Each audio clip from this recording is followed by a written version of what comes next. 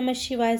श्री शिवाय नमस्तुभ्यम। मैं हूँ नीतू गुप्ता और आप सभी का हमारे चैनल नटखटकाना में बहुत बहुत स्वागत है। आप सभी का दिन शुभ और मंगलमय हो और भगवान भोलेनाथ आप सभी के ऊपर अपनी कृपा बनाए रखे। आप हमारे चैनल पर विजय एकादशी व्रत की कथा को भी जरूर सुनिएगा। तो आइए आज आप सुनिएगा फागुन मास महात्म्य अध्याय 11। एक समय श्री सूत जी को बैठे हुए देखकर नैमिषारण्यवासी शौनकादि महर्षियों ने बड़े हर्ष से जाकर उन्हें सब ओर से घेर लिया। फिर जब वे सभी तपस्वी महात्मा बैठ गए तब उनके बताए हुए आसन पर लोमहर्षण कुमार सूत जी भी विनय पूर्वक विराजमान हुए। तब उन ऋषियों ने सूत जी से कहा, मुनि आप पापों का नाश करने वाली कोई पुण्य आत्मा कथा कहिए। श्री सूत जी कहा, मैं श्री सरस्वती जी, गणेश जी तथा संपूर्ण देवी देवताओं के युगल चरण वंदन को नमस्कार करके और सबके नियंता धर्म स्वरूप परमेश्वर के चरणों में मस्तक झुकाकर उन सबके प्रसाद से तीर्थों के उत्तम फलों का वर्णन करता हूँ। एक समय की बात है, सत्यवती नंदन व्यास जी राजा युधिष्ठिर के दरबार में आए। उनके आने का समाचार सुनकर सबको बड़ा हर्ष हुआ। भीमसेन आदि सब भाई धर्मराज युधिष्ठिर के साथ उठकर खड़े हो गए।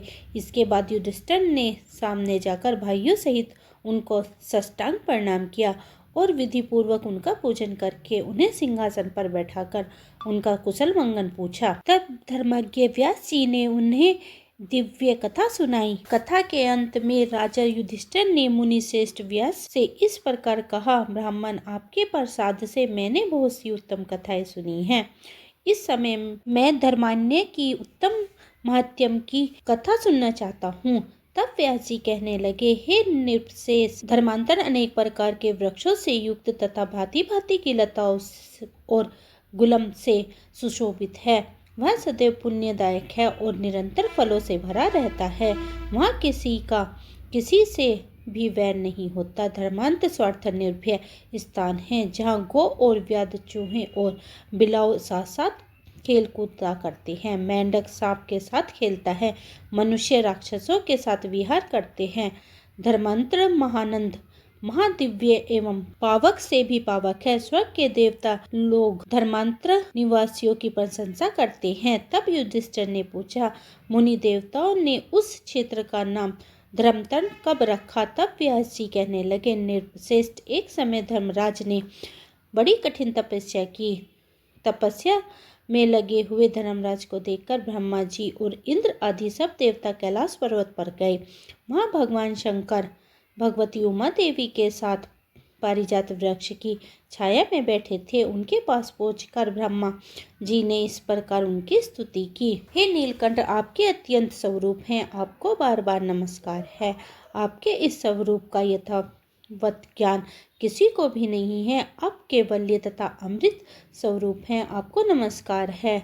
देवता जिसका अंत नहीं जानते उन भगवान शिव को नमस्कार है। वाणी जिसकी प्रशंसा करने में असमर्थ है उन चित्त में भगवान शिव को नमस्कार है। योगी समाधि में निश्चल होकर आप अपने हृदय कमल की कोष में जिसके ज्योतिर्मय स्वरूप का दर्शन करते हैं उन श्री ब्रह्मा को नमस्कार है। प्रभु, आप भक्त जनों पर कृपा करके स्वेच्छ से ही सद्गुण रूप धारण करते हैं, आपको नमस्कार है। इस लोक के सब प्रकार की स्तुति हो के द्वारा सांत्वना करने योग्य आप ही हैं।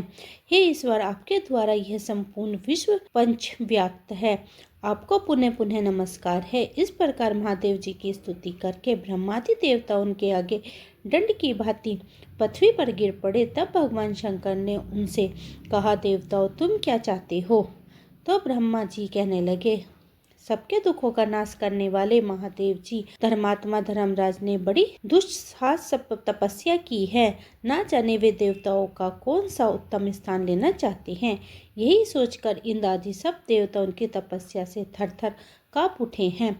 देवेश, आप उन्हें तपस्या से उठाइए। तब महादेव जी बोले, देवताओं, मैं सच कहता हूँ, तुम्हें धर्मराज से कोई भय नहीं है। यह सुनकर सब देवता उठे और भगवान शिव की परिक्रमा एवं बारंबार नमस्कार करके अपने अपने स्थान को चले गए। परंतु देवराज को नींद नहीं आई, उनकी सुख शांति खो गई।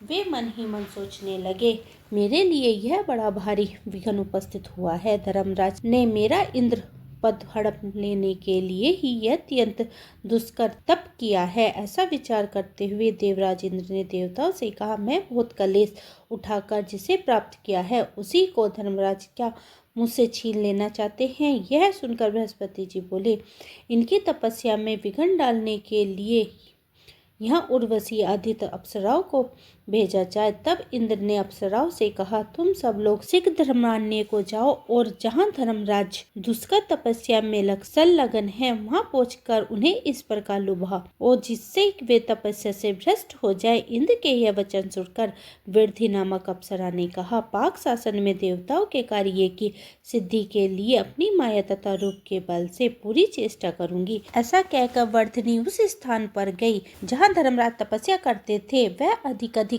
वस्त्रों और आभूषणों से विभूषित होकर कपोल में रोली की बेदी और नैनों में कजरा लगाकर मनोहर रूप बनाकर उनके सामने गई और सबके मन को लुभाने वाला नृत्य करने लगी। उस समय धर्मराज का मन सुभ्रा सा हो उठा। धर्मराज ने सुबह हुआ देखकर वर्धनी से पूछा, प्रभु, समस्त चराचर जगत धर्म में ही स्थिर है, वही साक्षात धर्म रूप होकर आप यहाँ दुष्कर तपस्या क्यों कर रहे हो। तब यमराज ने कहा, भामिनी, मैं महेश्वर के स्वरूप का दर्शन करना चाहता हूँ, इसलिए कठिन तपस्या कर रहा हूँ। तो वर्धनी बोली, धर्म, इस तपस्या के ही कारण इंद्र आपसे भयभीत हो गए हैं। उन्हीं से प्रेरित होकर मैं यहाँ आपकी तपस्या में विघ्न डालने के लिए आई हूँ। वर्धनी के इस प्रकार सत्य भाषण से सूर्य नंदन यम बहुत संतुष्ट हुए। उन्होंने वर्धनी से इस प्रकार कहा, मैं समस्त पाप कर्म दुष्ट आत्मा प्राणियों के लिए यमराज हो और सभी जितेंद्रिय मनुष्य के लिए धर्म स्वरूप हूँ। वहीं मैं तुम्हें दुर्लभ वर देता हूँ, तुम कोई मनवांछित वर मांगो। तो वर्धनी बोली, धर्मधारियों में श्रेष्ठ तुम लोगों के हित के लिए इंद्रलोक में स्थिर पूर्वक निवास प्रदान कीजिए। तो यमराज ने कहा, एवं तथास्तु, तब तुम शीघ्रता पूर्वक कोई दूसरा और वर मांगो। तो वर्धनी बोली, महामते, इस महाक्षेत्र में इसी स्थान पर मेरे नाम से एक प्रसिद्ध तीर्थ हो जो सब पापों का नाश करने वाला हो। उसमें किया गया दान, तप, होम, स्वाध्याय अक्षय हो। तथास्तु कहकर भगवान धर्मराज चुप हो गए। तब वर्धनी ने उनकी 3 बार परिक्रमा करके मस्तक नवाकर स्वर्गलोक को प्रस्थान किया। वहां जाकर वह धर्मराज इंद्र से इस प्रकार बोली, देवेश, आप सूर्य नंदन यम से भय न कीजिए, वे यश के लिए तपस्या कर रहे हैं। इतना कहकर वह इंद्र को प्रणाम करके अपने स्थान को चली। इसके बाद धर्मराज विधि पूर्वक तपस्या में स्थिर हो गए। उसके घोर तपस्या देखकर देवताओं की प्रार्थना से भगवान शंकर वृषभ पर आरूढ़ होकर अस्त्र एवं सुंदर कवच धारण करके उस स्थान पर गए जहाँ धर्मराज तपस्या में स्थिर थे। वहां पहुंचकर महादेव जी बोले, धर्म, तुम्हारी इस तपस्या से मेरा चित्त बहुत संतुष्ट है, तुम कोई वर मांगो।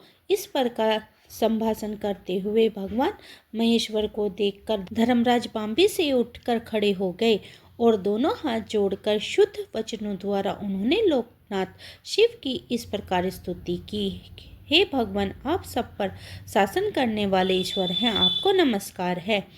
हे नीलकंठ, आपका स्वरूप तेजमय है, आपको नमस्कार है। केवल भक्ति भाव से प्राप्त होने वाला आप प्रभु को नमस्कार है। आप नित्य सौम्य सुख स्वरूप एवं श्री हैं, आपको बार बार नमस्कार है। आप रुद्र भीम एवं शांत स्वरूप हैं, आपको नमस्कार है। हे चंद्रशेखर, आपके सब अंगों में भस्म लगाए हुए हैं, आपको नमस्कार है। आपके 5 मुख एवं 3 नेत्र हैं, आपको बार बार नमस्कार है। सर पर आपके आभूषण हैं तथा आप दिशाओं को ही वस्त्र के रूप में धारण करते हैं।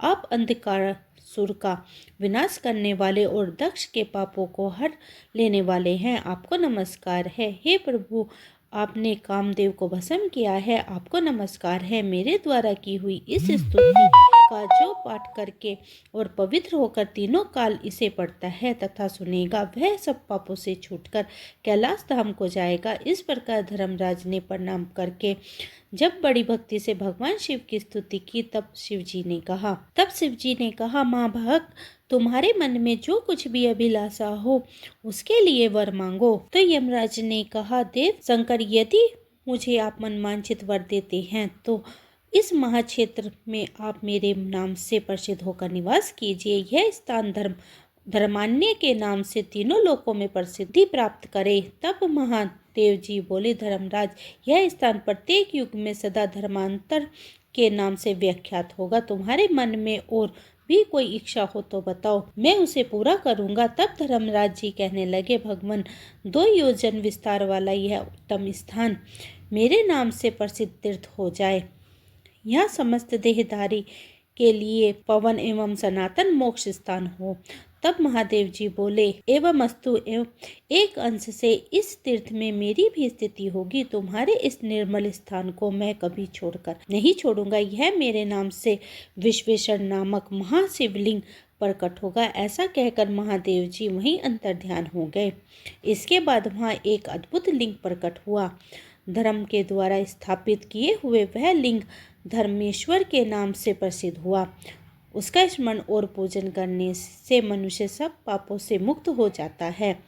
धर्मराज ने वहीं पर एक धर्मवापी का निर्माण किया जो बड़ी मनोहर है। उसमें स्नान और जलपान करने के मनुष्य सब पापों से मुक्त हो जाता है। जो मनुष्य व्याधि दोष के नाश और कलेश की शांति के लिए उस धर्मवापी में स्नान करके यम तर्पण करता है, उसको कोई उपद्रव नहीं होता। अंतरिया तिजारी 4 दिनों पर होने वाला ज्वर, किसी भी नियत स्थान पर होने वाला ज्वर तथा शीत ज्वर आदि जितने भी रोग हैं, सभी उस मनुष्य को पीड़ा नहीं देते। उस परम पुण्य में धर्म वापी में स्नान करके समी के पत्ते के बराबर भी पिंड दान करता है, वह गर्भवास को नहीं प्राप्त होता तथा महाभयंकर कुंभीपाक, रावक एवं अंध मिश्र आदि नरक से भी छुटकारा पा जाता है। धर्मवापी में तर्पण करने से बहिष्ठ अग्नि, स्वत, अजप और सोमपति उत्तम तृप्त को प्राप्त होते हैं। जो माया से मोहित होकर इस क्षेत्र में अत्यंत पर स्त्रीगामी तथा स्वर्ण की चोरी आदि सब पाप करता है, वे सभी के नरक में पड़ते हैं। दूसरे स्थान में किया हुआ पाप धर्मांतर में नष्ट होता है, किंतु धर्मांतर में किया हुआ पाप वर्जलीप हो जाता है। पुण्य पाप या जो कुछ भी शुभाशुभ कर्म होता है, वह सब 100 वर्षों तक यह नित्य बढ़ता रहता है। मन में कामना रखने वाले के लिए यह पवित्र तीर्थ कामदायक है, योगियों के लिए मुक्तिदायक है तथा सिद्धियों के लिए सदैव सिद्धिदायक बताया गया है। आज का अध्याय यहीं समाप्त हुआ। इससे आगे का वृत्तांत आप अगले अध्याय में सुनेंगे। ये थी आज की वीडियो। उम्मीद करती हूँ आपको आज की वीडियो पसंद आई होगी। वीडियो पसंद आई है तो वीडियो को लाइक करें और अपने परिवार और मित्रों में शेयर करें। मिलती हूँ इससे आगे की कथा के साथ। तब तक के लिए हरे कृष्णा, राधे राधे।